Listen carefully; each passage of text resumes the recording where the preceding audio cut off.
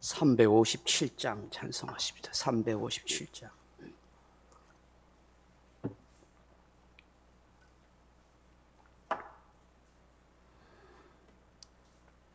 (357장입니다) 찬송가. 주 믿는 사람 일어나 다 힘을 합하여 이 세상 모든 마귀를 다 쳐서 멸하내세. 저 앞에 오는 적군을 다 싸워 이겨라. 주 예수 믿는 힘으로 온 세상 이기네. 믿음이 이기네. 믿음이 이기네. 주 예수를 믿음이 온 세상 이기네. 온 인류 마귀 계율로 큰 죄에 빠지니 진리로 띠를 띠고서 늘 기도드리세. 참 믿고 의지하면서 겁없이 나갈 때 주 예수 믿는 힘으로 온 세상 이기네. 믿음이 이기네.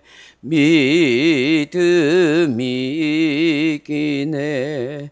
주 예수를 믿음이 온 세상 이기네.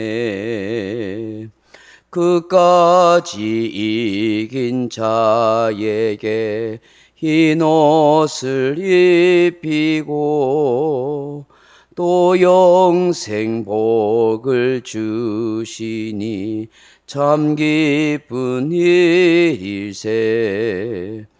이 어두운 세상 지나서 저 전성 가도록 주 예수 믿는 힘으로 온 세상 이기네. 믿음이 이기네. 믿음이 이기네. 주 예수를 믿음이 온 세상 이기네. 아멘. 하나님 말씀 히브리서 11장 17절로 19절 말씀 같이 보겠습니다. 히브리서 11장 17절로 19절 말씀 같이 읽겠습니다. 아브라함은 시험을 받을 때에 믿음으로 이삭을 드렸으니 그는 약속들을 받은 자로 돼 그 외아들을 드렸느니라. 그에게 이미 말씀하시기를 내 자손이라 칭할 자는 이삭으로 말미암으리라 하셨으니 그가 하나님이 능히 이삭을 죽은 자 가운데서 다시 살리실 줄로 생각한지라. 비유컨대 그를 죽은 자 가운데서 도로 받은 것이니라. 아멘. 사랑하는 성도 여러분, 우리가 인생을 살다 보면 롤러코스터를 타는 것처럼 그런 삶을 살 때가 있습니다. 좋은 날이 있는가 하면 슬픈 날이 있고 성공했다 싶으면 실패의 쓴잔을 마셔야 할 때가 있습니다. 희노애락이 교차하는 것이 우리네 인생이라고 말하지 않습니까? 하나님께 부름을 받았던 믿음의 조상 아브라함의 생애도 그와 같았습니다. 75세 부름을 받았을 때부터 그가 가나안 땅에 사는 동안 숱한 많은 일들을 겪었습니다. 사는 동안 잠깐 즐거움과 기쁨을 맛보았을 것입니다만은 성경에 다 기록하고 있지는 않지만 많은 어려움과 힘든 일을 겪었습니다. 이처럼 인간은 세옹지마인 것 같습니다. 좋은 일, 슬픈 일이 서로 교차하는 인생이라 하는 것입니다. 여러분, 아브라함의 생애를 성경 속에서 한번 살펴보십시오. 찾아보십시오. 어느 날 하나님의 말씀 듣고 본토 친척 집을, 아비 집을 떠나야 했지 않습니까? 갈 바를 알지 못하는 인생이었습니다. 하나님께서 그에게 복을 주실 것이라고 약속을 받았습니다. 그 자손을 하늘의 별과 같이 바다의 모래처럼 많게 해줄 것이라, 또 약속의 땅을 주실 것이라고 말씀하셨고, 그 자신 때문에 모든 민족이 복을 받을 거라고 그렇게 했습니다. 그렇지만 그의 삶이 결코 녹록하지 않았습니다. 평탄하지 않았습니다. 말씀대로 되어지기까지는 오랜 세월이 걸렸습니다. 그럼에도 불구하고 그는 믿음으로 살려고 했습니다. 약속의 말씀을 붙들고 살려고 했습니다. 물론 중간중간에 실수를 했지요. 참지 못해서 첩하가를 취해서 이스마엘을 낳기도 하고, 꼭 기근을 당해서 저 애굽으로 또 블레셋 땅으로 내려갔을 때 그랄에서나 또 애굽에서 어떻게 했어요? 자기 아내 사라를 누이라고 2번씩이나 속였던, 자기 목숨을 살기 위해서 쫄장부처럼 그렇게 거짓말했던 연약한 인생이었습니다. 그럼에도 불구하고 그런 우여곡절을 겪으면서도 그의 신앙이 조금씩 성장하고 여물어가는 그런 모습이 있었습니다. 그런 가운데 특별하게 하나님의 은혜 가운데 100세의 아들 이삭을 낳게 됩니다.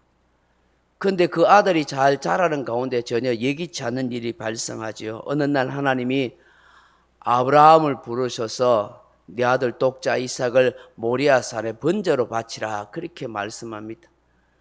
100세에 낳은 아들이 얼마나 귀하겠습니까? 금이야 오기야 키웠을 것이고 눈에 넣어도 아프지 않을 그런 생명 같은 아들이었을 것입니다. 그런데 하나님이 이 아들을 종으로도 제사장으로 바치라는 것이 아닙니다. 사무엘 선지자처럼 성전의 일을 하는 그런 사람으로 바치라는 것도 아닙니다. 살아있는 아들을 죽여서 번제로 태워 하나님 앞에 제물로 바치라고 그렇게 말씀하는 것입니다. 여러분, 아브라함의 인생에 있어서 가장 힘든 때가 있었다면 언제이겠습니까? 바로 이 순간이 아니겠습니까? 그 아들 독자 이삭을 하나님께 번제로 바치라 하는 그 순간이 제일 어렵고 힘들고 괴로운 순간이었고 엄청난 시험의 순간이었을 것입니다. 그럼에도 불구하고 그는 믿음으로 이 시험을 이기고 극복할 수 있었습니다. 이 시험을 이김으로 믿음의 조상이 되었고, 그를 통해서 믿음의 복을 오고 오는 모든 세대에게 줄 수 있는 그런 복의 권은 믿음의 조상이 될 수가 있었습니다. 그렇다면 오늘 본문을 통해서 우리에게 깨닫게 되는 이 아브라함의 3가지 믿음, 3가지 신앙은 어떤 것일까 하는 것입니다. 그 첫째로는 이 세상 무엇보다도 하나님을 가장 귀하게 여기는 믿음이라는 거예요. 하나님 우선주의, 하나님 먼저의 신앙이었다는 겁니다. 이런 100세에 얻은 아들, 자기 목숨보다도 더 소중한 아들 이삭을 하나님이 바치라 했을 때에 그 무엇보다도 그는 아들보다도 하나님을 더 소중하게 여겼습니다. 하나님이 자기 삶의 우선이 될 수밖에 없었어요. 아들이 아니었습니다. 자기 목숨이 아니었습니다. 하나님이 그의 인생의 우선이었습니다. 그의 인생에 진짜 소중한 것은 하나님이었다는 걸 우리는 알게 되는 것입니다. 독자 이삭보다도 그는 하나님을 자기 인생의 최우선으로 여겼습니다. 여러분, 우리 인생에 참 복이 될 수 있는 게 뭐냐 하면 하나님이 제일 우선돼야 돼요. 하나님이 먼저가 돼요. 늘 우리는 우리의 삶 가운데 하나님이 여러 가지를 시험합니다. 하나님이 너의 인생이 먼저냐? 하나님이 너의 인생의 우선이냐? 그걸 물어보시는 거예요. 여러분, 주일을 지키는 것도 그런 거예요. 사실은 많은 날 가운데 왜 주일날 우리가 지킵니까? 하나님이 내 인생의 우선인 거예요. 그래서 예배 드리는 거예요. 놀러 가고 뭐 세상 즐길 것 많이 있음에도 불구하고 하나님이 내 인생의 제일 우선이다. 11조 드리는 예물 드리는 것도 그렇습니다. 하나님이 내 인생의 우선이다. 돈보다 하나님이 내 인생의 우선이다 하는 걸, 그걸 뭐예요? 믿음으로 증표로 보여주는 것이 바로 그게 아니겠어요? 그럴 때 그런 시험들을 극복할 수 있는 거예요. 그럴 때에 하나님께서 복 주시는 인생이 된다는 거예요. 근데 사람들이 그게 잘 안 되는 거예요. 항상 현실이 문제고 환경이 문제고 내 혈육이 문제고, 그러니 하나님이 주시는 은혜와 복을 누리는 그런 인생이 되지 못하는 경우가 많은 것이요. 둘째로 어떤 믿음이었을까요? 말씀에 순종하는 믿음이죠. 말씀에 순종하는. 살아있는 생명을, 그것도 자신의 독자 아들 이삭을 번제로 바치랄 때 상상이 안 되는 일이죠. 그 명령을 쉽게 여러분 순종할 수 있겠습니까? 말도 안 된다고 단정 지을 수 있고, 내가 잘못 들었는가 하고 그렇게 넘겨버릴 수 있고, 얼마든지 자기 감정이나 자기 이성으로 합리화시키고 항의할 수가 있습니다. 그런데 아브라함은 하나님이 말씀하니까 크게 순종합니다. 자기 아내 사라하고도 의논하지 않고, 아무런 변명도 합리화도 않고 따지지도 않고 항의도 하지 않고 그대로 3일 길을 모리아 산으로 아들 이삭과 종들을 데리고 갑니다. 그리고 종들을 산 아래 내려놓고 이삭만 데리고 산 위로 올라가죠. 그 번제에 쓸 제목을 아들 이삭이 지우게 해가지고 불과 칼을 가지고 그냥 올라가는 것입니다. 말씀에 순종하는 신앙, 그게 아브라함이 우리에게 보여주는 신앙이고 우리가 배워야 하고 본받아야 할 신앙이라는 것이죠. 항상 말씀이면 내 이성과 내 감정을 내려놓고 아버지의 뜻이라면, 말씀이라면 내가 그대로 순종하겠습니다. 우리는 참 하나님께 순종해야 된다는 건 알지만, 생각도 많이 하고 말은 하지만 실제적으로 삶 가운데 실천하고 행동하고 순종한 것 참 어렵습니다. 많이 되지 않습니다. 뺄 건 빼고 내 할 수 있는 것만 찾는 그런 경향이 있습니다. 내가 어떤 말씀이든 순종하고 실천하고 행동하는 것, 그것을 하나님께서 귀하게 보시고 아브라함의 믿음을 가졌다고 그렇게 인정하시는 것입니다. 셋째는 어떤 믿음일까요? 부활의 믿음입니다. 모든 것을 가능하게 하시는 하나님을 믿는 믿음이라는 것이죠. 오늘 본문에도 그렇게 말씀하고 있지 않습니까? 19절 같이 읽어보십시다. 그가 하나님이 능히 이삭을 죽은 자 가운데서 다시 살리실 줄로 생각한지라. 비유컨대 그를 죽은 자 가운데서 보러 받은 것이니라. 그렇게 말씀하십니다.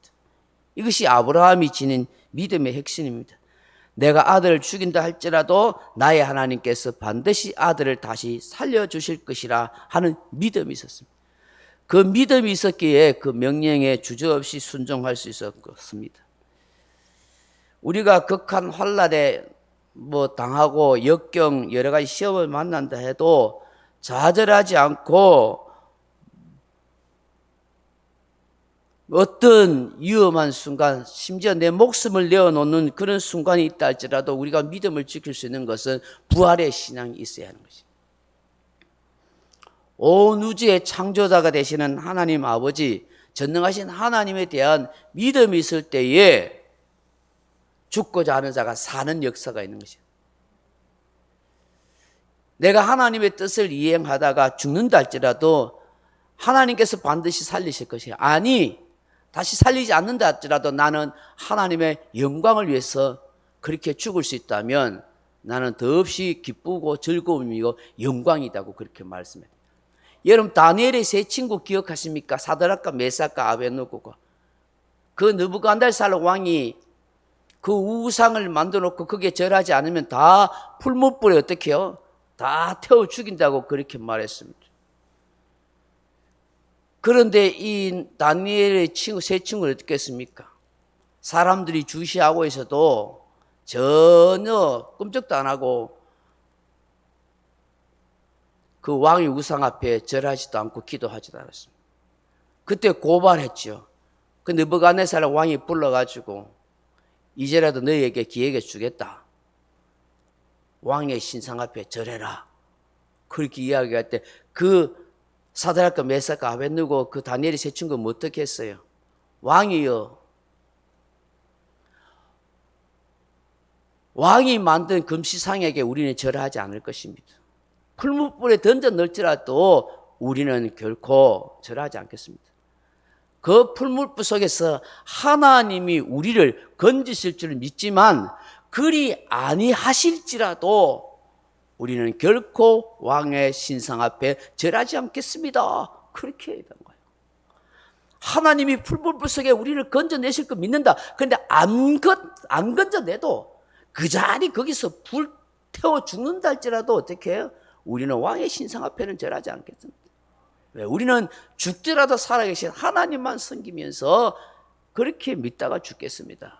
멋진 신앙 아닙니까? 그 화가 나는 왕이 어떻게 합니까? 화가 나서 그 신하를 시켜가지고 그 풀무불 속에 이 세 명의 친구를 던져 죽이라 합니다. 보통 때보다 7배나 더 불 태워가지고 죽이라 하잖아요. 그래가지고 신하가 그 세 명의 사람을 풀무불에 넣으러 가다가 그 신하가 불타 죽어버립니다. 그런데 그게 풀무불을 넣었을 때 어떻게 됐어요? 머리카락 하나 안 탔다지 않습니까? 느부갓네살 왕이 보니까 3명을 던져 넣었는데 몇 명이 보여요? 4명이 보이대, 4명이. 그게 누가 있었을까요? 하나님, 주님이 계신 거예요. 하나님이 함께 계세요. 주의 천군 천사가 다 지켜주고 계십니다. 야, 이런 믿음을 가질 수 있다면 얼마나 좋겠습니까? 사랑하는 성도 여러분, 사람은 감정이나 마음이 변하기 쉽습니다. 하나님의 은혜를 잘 까먹는 심성을 가진 것이 우리 인생입니다. 아브라함은 참 부족한 거 모자람이 있었지만 그럼에도 불구하고 끝까지 믿음을 견지할 수 있었습니다. 하나님이 죽은 자 가운데 다시 살리실 것이라는 이 부활의 신앙이 그에게 확신 있게 확고하게 자리 잡고 있었다 하는 것입니다. 여러분, 우리가 잘 알지 않습니까? 아브라함이 그 아들 이삭을 바치려 할 때에 그 산에 올라갈 때에 아들 이삭이 물었지 않습니까? 아버지, 번제로 드릴 나무도 있고 칼도 있고 불도 있는데 재물이 어디 있습니까? 얼마나 그 질문 앞에 참 당황했겠어요. 그때 하나님이 다 산 위에 가면 준비해 주신다. 여호와 이레 하나님 계신다. 그리고 난 뒤에 그 아들 이삭을 바치려고 할 때 하나님이 아브라함아, 아브라함아, 내 아들 독자 이삭에게 손을 대지 말라. 이제야 네가 나를 경외하는 줄 알았다. 그러니까 이래 둘러보니까 숲에 수양이 다 한가지 걸려가지고 뿌리 걸려가지고 딱 하나님이 그렇게 준비해 놨지 않습니까? 이제야 네가 나를 경외하는 줄 알았다. 아들 이삭을 바칠 때에 네가 가장 소중하게 여기는 거 바칠 때에 하나님이 진짜 나를 경외하는 믿음을 가졌구나 하고 인정하더라. 거기에 경외한다는 단어가 뭐라 했어요? 야레라고 했잖아요. 야레. 하나님을 경외한다는 게 야레인데 그 단어에서 파생된 두 가지 단어가 있다 했죠. 뭐죠? 라, 보다, 또 이레, 준비하다. 그러니까 하나님을 경외하는 신앙이 뭐라고요? 하나님이 다 보고 계신다고 그렇게 생각하고 의식하는 것. 이래 하나님이 다 준비하고 계신다는 걸 믿는 것. 그거 바로 하나님을 경외하는 야레 신앙이라는 거예요. 오늘 저와 여러분에게도 진짜 하나님을 경외하는 야레 신앙. 그냥 하나님을 두려워하는 그런 것을 뛰어넘어서 하나님을 공경한다. 정말 하나님을 경외하는 것은 뭐예요? 하나님이 다 보고 계신다고 의식하고 행동하고 살아가는 것. 하나님이 나를 위해 다 준비할 것이라는 그 하나님에 대한 전적인 신뢰를 가지고 있는 것. 그걸 보시고 하나님이 나를 경외한다라고 그렇게 인정하는 것입니다.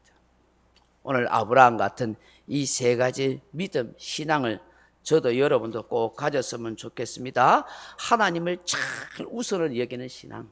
말씀에 순종하는 신앙, 부활의 신앙이 저와 여러분 속에 함께하기를 주님의 이름으로 축복합니다. 명령과 선포합니다. 1. 나는 주님의 은혜로 모든 일에 날마다 점점 더 좋아지고 있다. 나는 오늘부터 다른 사람을 비난 원망하거나 비판 판단 정죄하지 않겠습니다. 나는 하나님 다음으로 나를 사랑한다. 나는 나를 사랑한다. 교만은 독약이 있다. 그 어떤 경우에도 감사합니다. 나는 내 안에 살아계신 예수님 때문에 행복하다. 있을지어다. 그대로 되니라. 좋았더라. 아멘. 각자 기도하시다 돌아가시기 바랍니다.